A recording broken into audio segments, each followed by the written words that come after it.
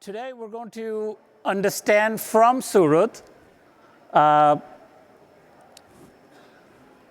what Riskspan does, what is the private credit market, what are some of the decisions that they made in their generative AI journey on AWS, and finally, what are some considerations to take into account when you want to take this application into production in a customer-facing capacity. So Surut, thank you for making the time. Incredibly privileged to have you here on stage with me presenting the story. I want to start us off by telling our audience a little bit about Riskspan, and maybe even defining what private credit is for us. Thank you, Subhash, and thank you, AWS, for this amazing opportunity. So Riskspan is a technology company that provides analysis for some of the most complex investment asset classes. We are native to AWS. We built our entire platform on AWS.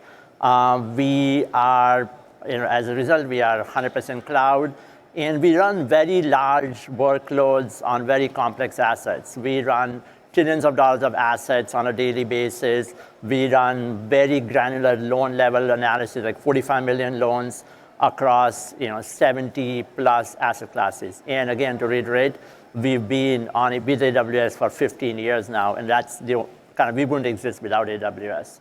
Private credit. So private credit, when most of us go get a loan, which is a credit by definition, we go to a bank. But when a non-bank entity provides a loan to individuals or to companies, because those loans are non-standard, that's where private credit comes in. It's a huge market. There's 14 trillion of assets out there. There are 9 trillion of untapped assets out there. Why is that the case? Because definitionally, every investment is custom. Every investment looks different, and all the information about the investment is buried in documents, emails, a lot of unstructured data. To be able to model and analyze and price these investments, today analysts build Excel spreadsheets, which again, as we all know, doesn't scale. And what it does is that it creates this opaque market with very little management on a regular, real-time basis. And portfolio managers who are now managing trillions of dollars of these assets can react to changing market and investment opportunities quickly. Looks like a pretty massive opportunity. It's 14T with a trillion and with a lot of data. So what are the challenges? Can you walk us through this? Because you talked about investors of all kinds, large net worth or institutional or anyone that's accessing private credit. What's the complexity in providing what they need? Yeah, it's hard to imagine that there's so much assets that has been invested in and at risk, where the information is buried in these documents. And in majority of the cases, there isn't one single 200-page document, as this slide says. There are 17 to 20 amendments that occur, which makes it very difficult to extract all the information in a structured format that somebody can act on. And as a result, to even get to a point where you are comfortable and you know what is the investment that you're getting into, it today takes about 3 to 4 weeks to have read through documents, extract the data, put it in Excel, and create an Excel model that you are comfortable with. But see here, right? The growth today is like 1.7 trillion plus is what's happening over the last 2 or 3 years. Hence, investors who want to participate in this investment need to react very quickly. Sometimes they have less than 10 minutes, at most half an hour, to go and decide if they want to pursue this investment. Otherwise, they'll commit to spending 3-4 weeks and still not be competitive. And what's happened is that there has been a lot of risk. There are 2 very major incidents that occurred in the private credit space, where there were billions of dollars of losses because investors didn't have access to the data and couldn't monitor the investment on a regular basis. Looks like a complex problem to solve where you have a lot of data, mostly unstructured. Typically takes a long time to process. It's a fairly manual process. However, your investors are looking to make decisions fast. And that's the challenge. So how do we take this complex problem and solve it in a way that investors can actually make the right decisions based on all that information in those deals. So tell us a little bit about where did you start? Because it seems like a fairly complex problem. Talk a little bit about your journey with AWS. So, we are all technologists at heart. We want to solve cool problems, build cool technology. But working with Subhash and team over the last several years, we've learned a lot of cool techniques to help us build something that was relevant and relevant to the market and something that addressed the problem. We using the AWS PR FAQ process where we wrote a press release with our cross-functional team, sales, marketing, executive leadership, technology, and even some third-party external clients to tell clients what are they going to get, what are we building. And then combine that with a frequently asked questions list, an FAQ, which answered hard questions, all so that we could focus on that $9 trillion uncapped opportunity instead of reinventing the wheel and building yet another system that didn't solve the problem. And most importantly, we didn't write a single line of code till we had our vision defined and had a customer-centric solution. And Subhash can talk more about the PRFAQ process. That's pretty impressive. How many of you here are familiar with the AWS PRFAQ mechanism? I see a few hands, mostly Amazonians. So PRFAQ stands for a press release and frequently asked questions.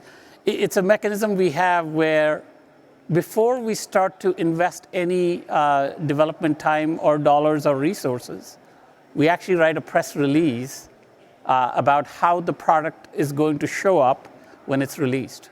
Think of it like a one-pager, an actual press release, where we're talking about the customer, who is the customer, what is the pain point, and how does the solution address that pain point.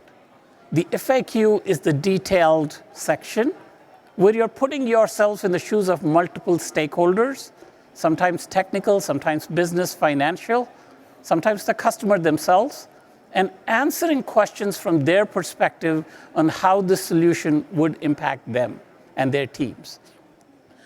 It's a comprehensive process as a customer. This is something that we offer for free. So you can work with your Amazon account teams to kind of go through this process. The beauty about this is it's an incredible tool to drive clarity and a consistent vision across multiple functions, multiple teams within your companies. And it's something that helps us center our strategy around the end customer, because the PRFAQ focuses a lot on identifying who is the customer, the pain point, and how you're effectively addressing that pain point. Thanks for that, Surad. So the PRFAQ process, once you go through it, establishes the vision, and now the next part is to move to an architecture. So Surad, talk to us a little bit about what were the considerations while establishing an architecture, and how does your architecture look today? So in some ways, this is a very standard architecture. You have data ingestion, you have a model, and then you are making the results accessible to end users, kind of a standard analytic calculators that built.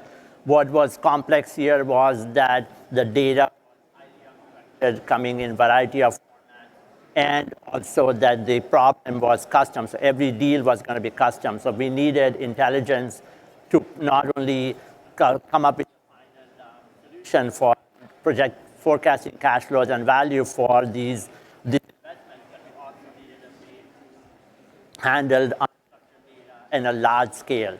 So we use storage because, we use secure storage because confidentiality was key to our clients. We use tools to extract data from scanned PDF images, unstructured emails, handwritten notes, etc. We ran, and when that was a lot of data, so there was no way that LLM, Claude, which is our LLM in this case, was going to be able to process that. So we needed embeddings, we needed a RAG solution, which again, we were able to leverage all of that through Bedrock, and then having the information flow through in a form that our legacy APIs could take those forecasts, and give clients a seamless experience across all their investments was the last layer of the API layer, which already existed. And the impact of that has been quite incredible. We use serverless technology for running the final code that was being generated by Claude. So Claude, in this case, is dynamically generating code to model the investment, waterfall and the investment logic. And we were able to hence scale endlessly. The cost through automation was amazing. The AWS services we used were very cost effective. And the cost, was like less than $50, including the human in the loop being involved. So pretty impressive impact, talking about 10x scalability, but also more importantly, the 90x reduction in cost. For those of you that have worked with generative AI applications, typically the perception is that it's going to drive up cost. But in this use case, we're seeing a tremendous amount of efficiency, automation that's being put into the architecture, which is what is helping us drive that cost advantage. Now, Sharud, one of Gartner's recent observations is that about 90+% of generative AI projects die a slow death in the pilot phase and not really make it to production. You are one of those customers that have had tremendous success taking this architecture to production and monetizing it. Talk to us a little bit, about that journey to putting this application in production. What are some things that you had to really, really focus on to get it right at scale in a customer-facing, application? Yeah, and I'll start by saying that, of course, we made a lot of mistakes. We had, we walked into it thinking that, we had the magic bullet with LLM, we'll feed all the data and out we'll get the code, because that's what you get when you sit in front of either ChatGPT or the Claude web UI, right? Which is clearly not the case. And one of the learnings was that the LLMs are trained on vast amount of data, but they are not specifically trained on our domain or anybody's domain at the granular level that we understand the domain to be and the expertise we have. So training the LLM and by providing the appropriate context and the domain knowledge for the various deals and structures that we're modeling was one key learning that we had. This was done also to avoid hallucination, create deterministic output to the extent possible. Similar to that was breaking down the problems by creating those semantic chunks from the document and all the way to solving individual aspects of a transaction. Like, okay, this is the context to calculate fees. This is the context to calculate interest income. This is the context of how you deal with delinquencies, defaults, etc. Like breaking that down into chunks was a key learning we had early on. And then finally, something that we, as software developers, we've known this, but was initially lost, but we kind of got back to it pretty quickly, was providing structure. LLMs do much better if you're giving data in a preset structured format. So extracting, especially for the code generation aspect. So we created this well-defined structured JSON, which the LLMs would consume, and then also the output was provided in a very structured format. The last bit probably helped us the most in terms of accuracy, reliability, and robustness of the solution. Wow, thank you for sharing that. I think just to summarize it, one, everyone has access to the model. It's not the model that's going to differentiate you. It's your data, the context, the business context you provide that is going to be differentiating. Second, I think to expect the LLM to solve a large problem by itself, even with the best of prompts, I think is unrealistic. You want to break it down into smaller problems, think microservices, think specific solutions, and start to improve on accuracy and latency and cost and other considerations. Last but not the least, the more structured both your data is or your inference is, the better the LLMs perform. And so, of course, putting in the work to do that, data wrangling up front and getting it to an LLM in a structured format does help. So now you have this application in production, you're monetizing it. However, you do understand that the technology is changing incredibly fast underneath you. So what does the future look for, and what is the vision for Riskspan going forward? Yeah, I'll start by saying that by no means have we solved the problem completely. There is a lot of work to be done because this space, the private credit space, is constantly evolving. The need for custom structures come about all the time. The need for real-time risk is pretty key. And we laid out a vision of what we wanted to do to be able to make the ability to create the model to be more robust, more deterministic, and also help our clients solve more forecasting-related issues. We wanted to have our clients create structures more dynamically based on market conditions. Instead of taking a legal document and then modeling the deal, we wanted them to come and say, well, in this market, what type of structure would we need? So the few things that that are listed here that we were focused on, and I can kind of get to the punchline, and the punchline is Agent Core. Agent Core kind of solves almost every one of the things that we had planned to build. So now we're going to try and figure out where to kind of spend our time next. But it's just like having these multiple agents that solve a very specific problem. We were doing that by using prompts and such, but here creating agents and then having the agent orchestration is helping us tremendously. We are seeing benefits of that already. And then pairing up, like getting our SMEs to help, again, provide prompts for those agents, giving them the ability to even kind of, create those agents more dynamically has helped tremendously. We have evolved our RAG approach a lot more as well, to be able to, again, manage these documents in a more semantic way, in a more reliable way, and finally continuous learning, which is, again, like the dynamic prompt and the agent orchestration is helped a lot through the continuous learning aspect. And a couple of screenshots we attach here to show that this is actually real, which is we couldn't have a PowerPoint without any screenshots. So thanks, Subhash, for letting us slide a few in. Yeah, no, absolutely. Love that you're starting to transition the architecture to much more of an agent-based, where we talked about breaking the bigger problem into smaller chunks, where you have a set of agents that are individually focused on a task, driving much better accuracy, but then having a platform like Agent Core that can orchestrate all these agents to work together, continue to maintain that security and compliance piece as they work. So again, I think getting to an end state where your investors are able to upload a portfolio and quickly evaluate it in real time and make an investment decision, I think it's the grand vision, and certainly I think you're on the right track.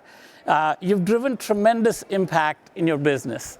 It's fair to say that some of the outcomes that you've achieved are fairly transformational, right? They're talking about 87% faster onboarding for customers. I mean, taking the processing time for a deal structure evaluation from 3 to 4 weeks to about 3 to 5 days, that's pretty impressive, and that's pretty significant. While you're also increasing your capacity, you're also lowering your costs. So love the fact that you're on path to unlocking this $9 trillion market. And I want to say thank you for giving your valuable time, sharing your perspective on your generative AI journey. And thank you again for partnering with us and giving us a part to play in your journey. So Ruth, thank you again for the time. Thank you, everyone.